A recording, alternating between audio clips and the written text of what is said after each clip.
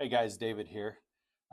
Today is day one of starting my journey of reading through the entire Bible in 1 year.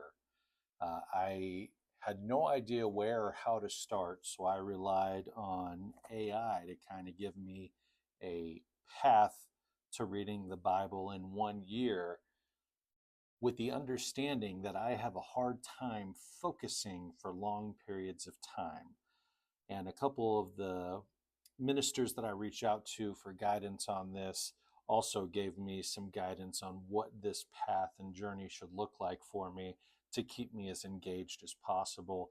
And so today's journey actually starts in Matthew chapters 1 and 2.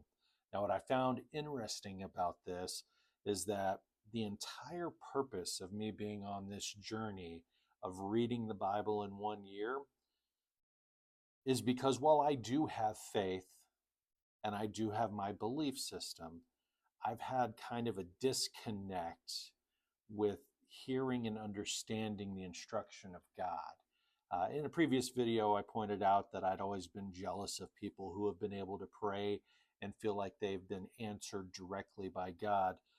So, in starting this process, my whole purpose is to get closer in my relationship to God so that I can feel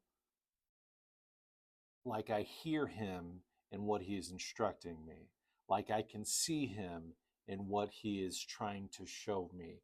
I want a better understanding of what God wants and needs from me specifically, and what directions and paths I should be on.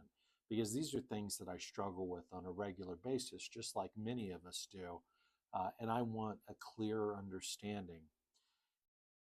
And it's also right on the heels of Father's Day. So for my church this week, I was asked to come up with the Father's Day dedication.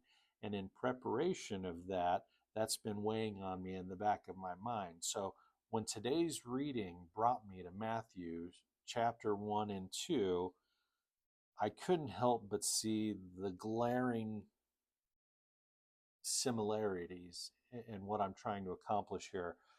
So, starting right off the bat in chapter 1, we go through the genealogy of Abraham all the way down to Joseph.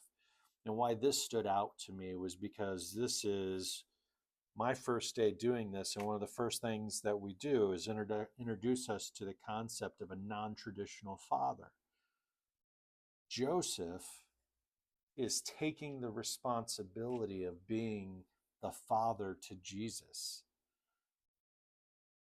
So while I'm thinking about Father's Day and my own father and grandfather and the non-traditional family that I've had, it right off the bat I get this connection to my actual life where another man is stepping up to raise not his son, but to be his son. That can't be a coincidence.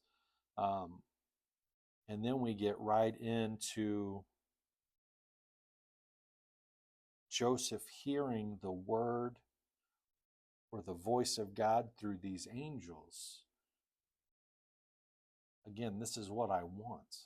I want to hear God. And in these chapters, there's 3 instances where Joseph is hearing instructions from angels of the Lord, and he's acting on them. It is so clear to him that he's hearing these instructions that he is actually acting against what he is I don't want to say desiring, but acting against what he's thinking about doing, because he was thinking about divorcing Mary, but was told to stick with her.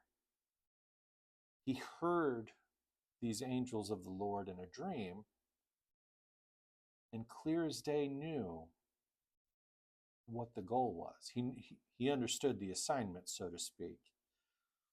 And so, as someone who's been reflecting on fathers and hearing the voice of God or understanding the instruction of God, for this to be the first introduction for me to the Bible, I don't know that it can be a coincidence.